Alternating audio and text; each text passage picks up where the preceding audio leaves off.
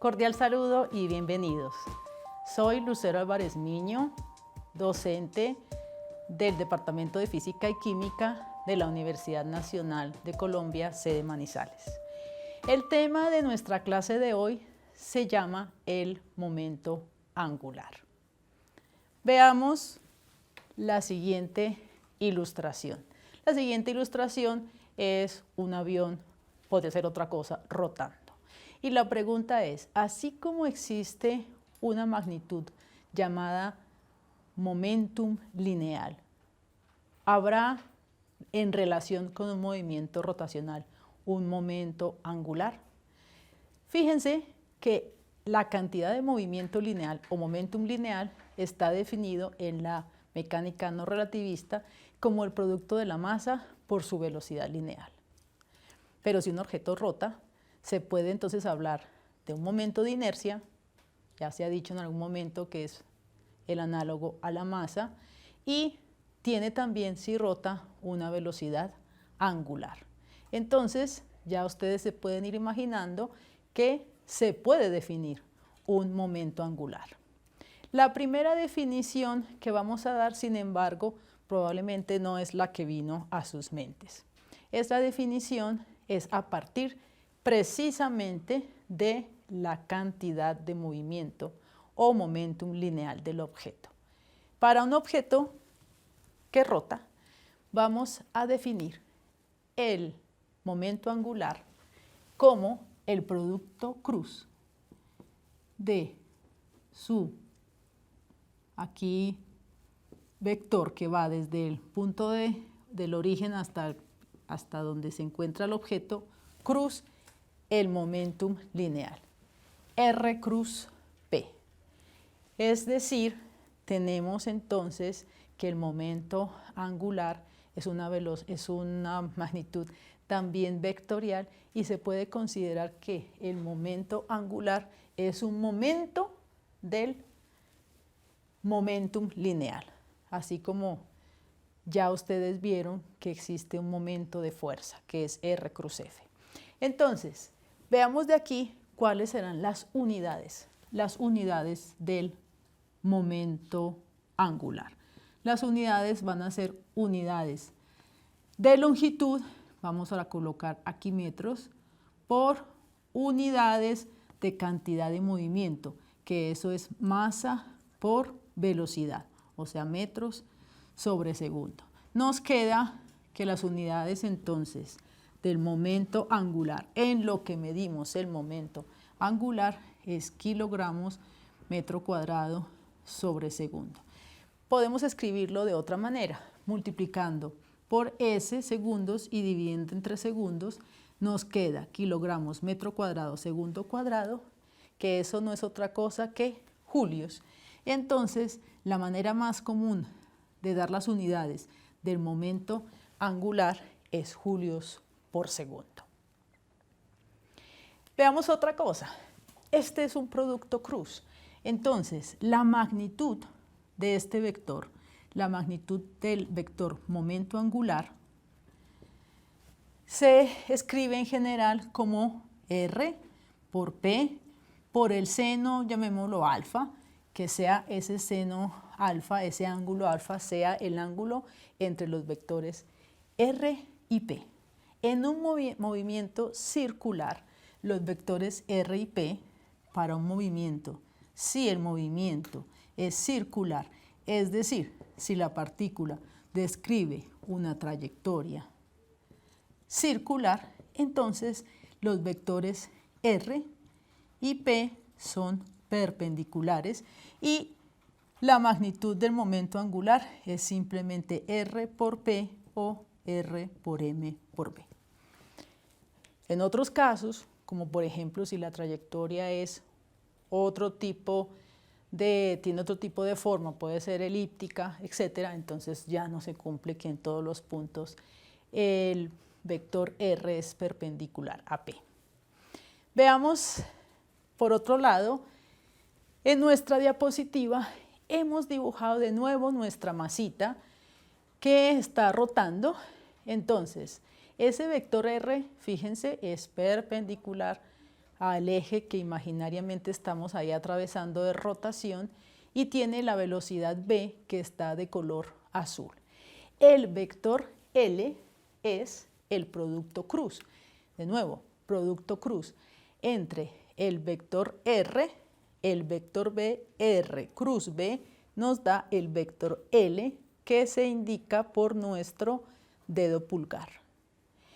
Y nos damos cuenta que el vector momento angular coincide en dirección con el vector velocidad angular. Entonces, el vector velocidad angular y el vector momento angular coinciden en dirección. El vector momento angular es perpendicular al plano de rotación, al plano donde está rotando nuestra partícula. Además, en esta diapositiva se recuerda cómo se calcula, llegado el caso, un producto cruz. En este caso, el producto cruz R cruz P, se ha escrito en esta diapositiva el determinante correspondiente, en el caso de coordenadas cartesianas. Entonces, por ejemplo, si queremos escribir, vamos a borrar un momento acá, si queremos escribir, por ejemplo, la componente en Z, entonces LZ, de acuerdo a nuestro determinante, es igual a X P sub Y menos Y P sub X. Y así calcularíamos cada una de las tres componentes de nuestro vector momento angular. En este caso, como digo, en la diapositiva se muestra para coordenadas cartesianas. Tendríamos entonces tres componentes, Lx, Ly, Lz. Muy bien. Ahora, ¿será que se puede escribir este vector momento angular de otra manera? Teniendo en cuenta lo que dijimos al comienzo, cuando hablábamos de que hay una analogía que probablemente se pueda establecer entre el momento angular y el momentum lineal, y es el momentum lineal masa por velocidad, y tenemos el momento de inercia y la velocidad angular. Entonces veamos, ya encontramos o ya hablamos de que nuestro vector se define como el momento del momentum lineal. Entonces, esto lo podemos escribir de la siguiente manera. R es igual R cruz y P es igual a M por B. Pero esto, podemos aquí escribir la masa, es un escalar. En últimas tenemos el producto cruz, R cruz B. Pero R cruz B está relacionado nada más ni nada menos que con nuestro vector velocidad angular.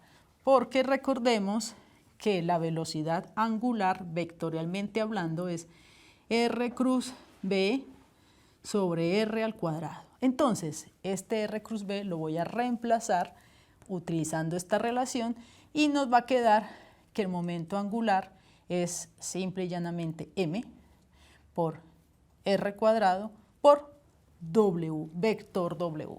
Entonces, se ve en esta última ecuación lo que ya decíamos, que el momento angular y la velocidad angular son colineales, esto es positivo y esto es un R al cuadrado, y aquí vuelve a aparecer el producto masa por distancia al cuadrado al eje de rotación que hemos llamado, en este caso sería el momento de inercia de una partícula puntual. Por cierto, ¿cuáles son las unidades de este momento de inercia? Pues son kilogramos por metro al cuadrado. Entonces tenemos que el momento angular, fíjense, resulta ser efectivamente igual a I por W. Así como el momentum lineal es masa por velocidad lineal, el momento angular es momento de inercia por velocidad angular. Esto lo hemos hecho para una partícula y cabría entonces preguntarse si esta relación es válida para un cuerpo rígido. Y bueno, vamos a decir de antemano que por fortuna lo es. Entonces vamos a mostrarlo. ¿Cómo sería el momento angular para un cuerpo rígido? Entonces, como siempre, vamos a imaginar nuestro cuerpo rígido como un conjunto de masitas. Entonces, el momento angular total será la sumatoria de los R sub i cruz P sub i. Recordemos que llevado esto al continuo, todo se va a volver integrales, pero la idea básica está en pensar que uno parte de que ese objeto, que es un objeto continuo, uno lo puede modelar como un conjunto de partículas puntuales, que es lo que, de donde todo surge. Entonces, sigamos. Esto es igual a la sumatoria sobre i de Ri cruz m por B sub i. B sub i. Ahora, realmente a nosotros, ¿qué nos interesa hablando de la rotación? Este vector posición de la partícula o de esas partículas, ese vector posición en última se puede descomponer en un vector paralelo al eje de rotación y perpendicular al eje de rotación. Lo que realmente importa es esa componente perpendicular para la rotación. Por tanto, esto lo vamos a escribir así, m sub i, r, pero su componente perpendicular, cruz b sub i. Y de nuevo, recordando la relación vectorial entre la velocidad angular y la velocidad lineal, nos va a quedar lo siguiente.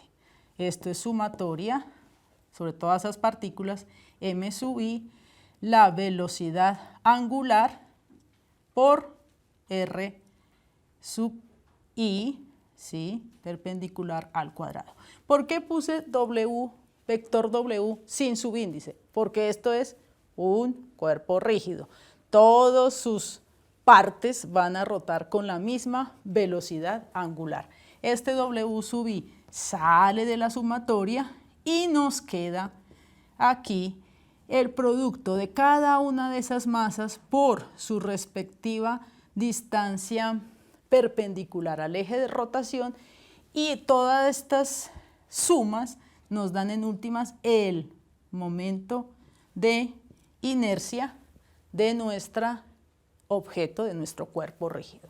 Es decir que sí, el momento angular es el momento de inercia por la velocidad angular. También para un conjunto, para un sistema de muchas partículas, que claro, ustedes dirán, bueno, pero aquí está en sumatoria, sí, lo podemos llevar al continuo con una integral, pero les puedo asegurar que va a seguirnos dando el momento de inercia por la velocidad angular, para suerte y para gracia de todos. Entonces, efectivamente, el momento angular se puede escribir como R cruz P, se puede escribir como el momento de inercia por la velocidad angular, y esta última expresión, momento de inercia por la velocidad angular, nos viene muy bien cuando vamos a trabajar entonces con cuerpos rígidos. Ahora, veamos. ¿Será que, siguiendo con nuestras analogías, será que hay una relación parecida como ocurre con el momentum lineal y la fuerza? Recordemos cuál es esa relación. La variación o la tasa de cambio del momentum lineal es precisamente la fuerza. ¿Cuál será o con qué estará relacionado la tasa de cambio del momento angular? Vamos a hacer entonces aquí una derivación.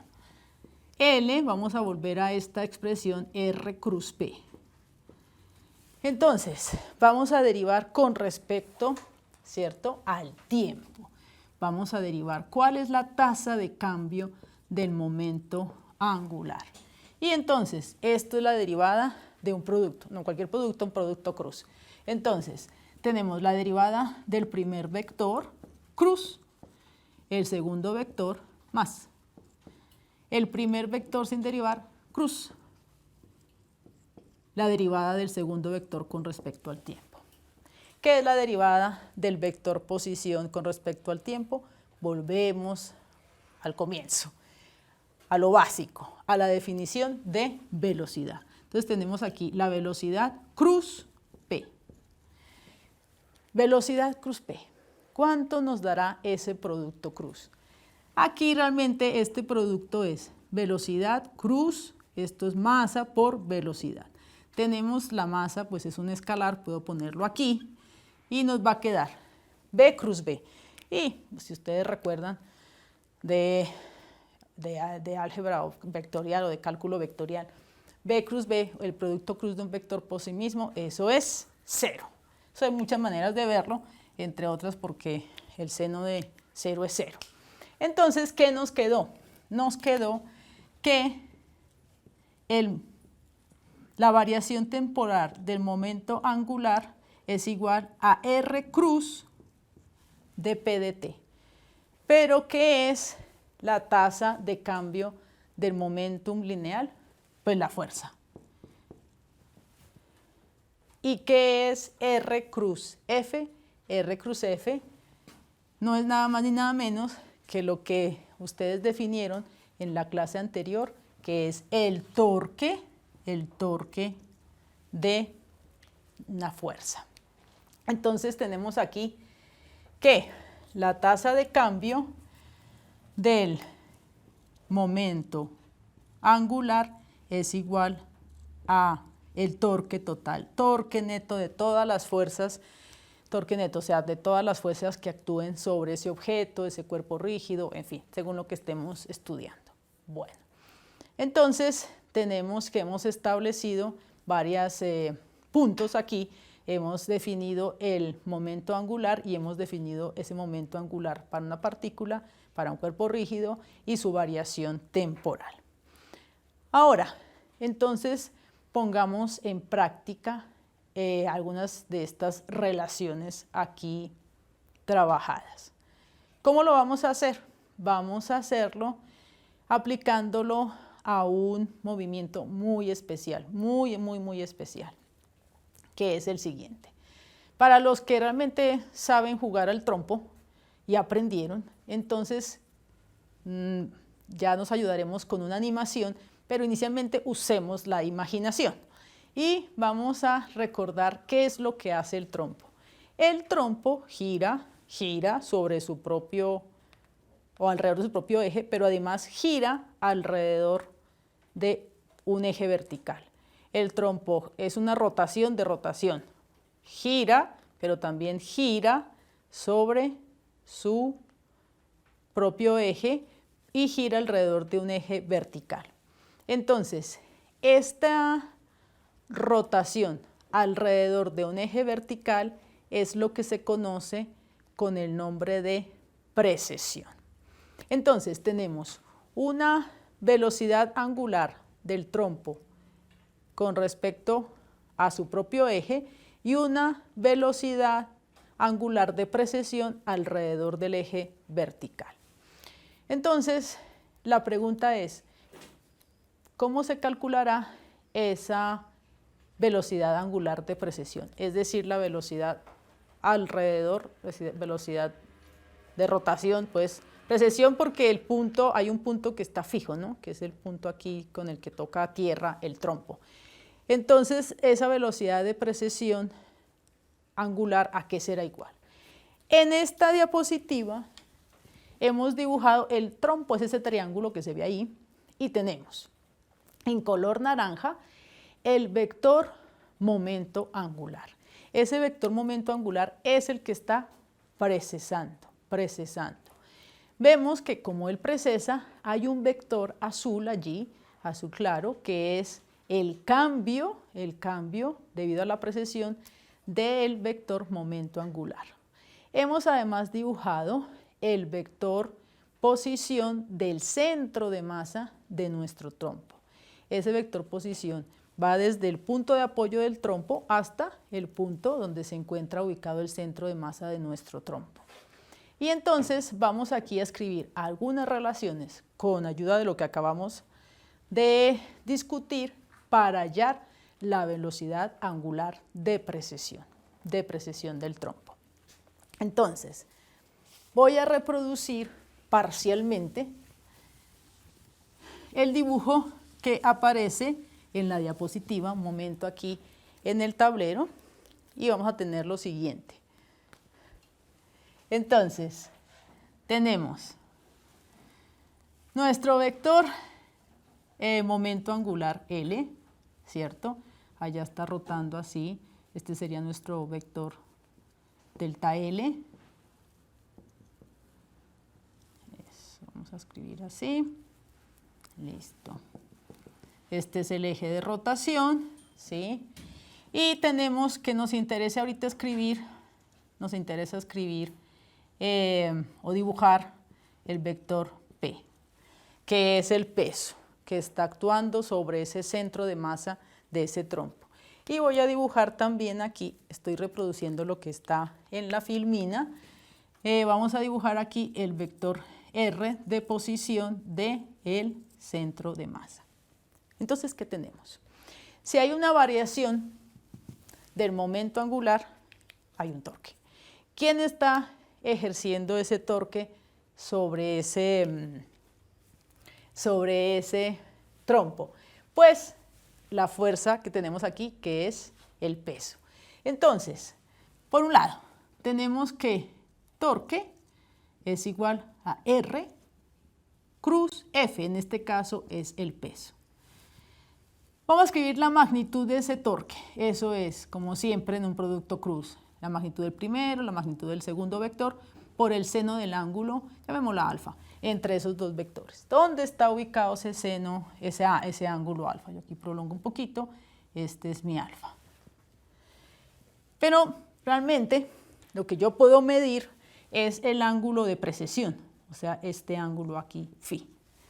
Pero ese ángulo phi se repite acá. O sea, alfa y phi son ángulos que se llaman complementarios.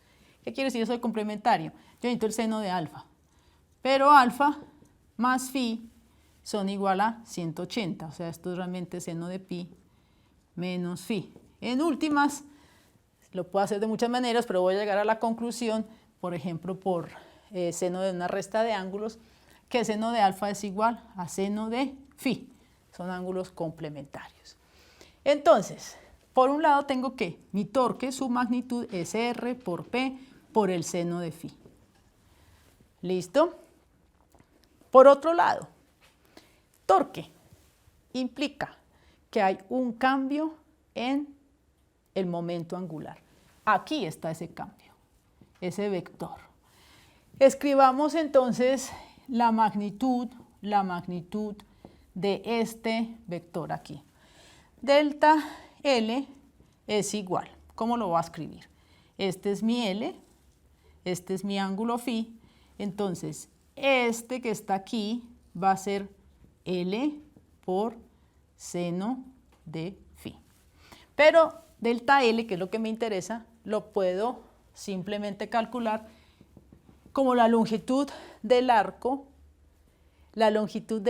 que contiene este ángulo, llamémoslo aquí, no vaya yo a decir aquí delta teta, estamos hablando en infinitesimales. Bueno, entonces, ¿cómo nos queda delta L? Delta L nos queda L seno phi por, si estamos bien, correcto, delta teta, ¿cierto? Muy bien, vamos a dividir esto entre delta t en ambos lados y entonces, ¿qué voy a reconocer aquí? Aquí voy a reconocer que esto sería la velocidad angular. ¿Cuál velocidad angular? La de precesión, precisamente. Bueno, si llevamos esto a un límite y escribimos todo, podemos hacerlo más, si se quisiera, así. dl de t es igual a L por el seno de phi por el omega sub p. Voy a escribir, bueno, si escribámoslo aquí. Listo. Y entonces, ¿qué tengo? Tengo el torque por un lado y tengo el torque calculado por otro lado. Y entonces vamos a llegar a lo siguiente. Vamos a llegar a que R por P por el seno de phi, que es el torque, es igual al torque calculado por este otro lado a partir de la variación del momento angular, y nos queda L por WP por el seno de phi. Por el seno de phi. Eso, de esto. Y entonces puedo dividir, cancelar ese seno de phi tranquilamente. ¿Por qué? Porque si phi es 0, que sería un problema, porque pues seno de 0 sería 0 y bueno, tenemos un problema con la división, pues si phi es 0 no hay precesión, entonces estamos suponiendo que hay precesión. Se cancela y entonces nos queda que precisamente nuestra velocidad angular de precesión es igual a R por P sobre L. O para que se vea la relación entre la velocidad angular de precesión y la velocidad angular de rotación del trompo pues, con respecto a su propio eje, entonces vamos a escribir esto Rmg, donde m sería la masa de nuestro trompo y g la aceleración de la gravedad, y L es el momento angular, es el momento de inercia de nuestro trompo por la velocidad angular de rotación del trompo con respecto a su propio eje. Y así hemos encontrado la relación entre la velocidad angular de precesión y la velocidad angular de rotación del trompo con respecto a su propio eje. Y entonces se ve que son inversamente proporcionales. En últimas, ¿qué pasa? ¿Qué es lo que todos hemos observado, dependiendo pues los que son mejores jugadores de trompo que otros? ¿Qué hemos observado? Que la fricción va a provocar que esta velocidad angular comience a disminuir. Si esta velocidad angular comienza a disminuir, la velocidad angular de precesión entonces va a aumentar y el trompo comienza a tambalear y finalmente cae. Entonces tenemos aquí algo también bien interesante y fíjense que la velocidad angular de precesión no depende de este ángulo, del ángulo que forma el trompo con la vertical. Es una velocidad independiente de ese ángulo. Y eso se ha mostrado en diversos experimentos. Entonces, tenemos pues una aplicación aquí con este ejercicio sobre el momento angular, la variación del momento angular. Hemos usado tanto la definición de momento angular, la definición del torque, etc. Quiero para ir redondeando mencionar algo precisamente relacionado con la precesión. No solamente los grandes objetos, los cuerpos celestes, tienen momento angular. También hay momento angular en el mundo subatómico. El electrón tiene momento angular asociado a ese modelo del electrón rotando alrededor del núcleo.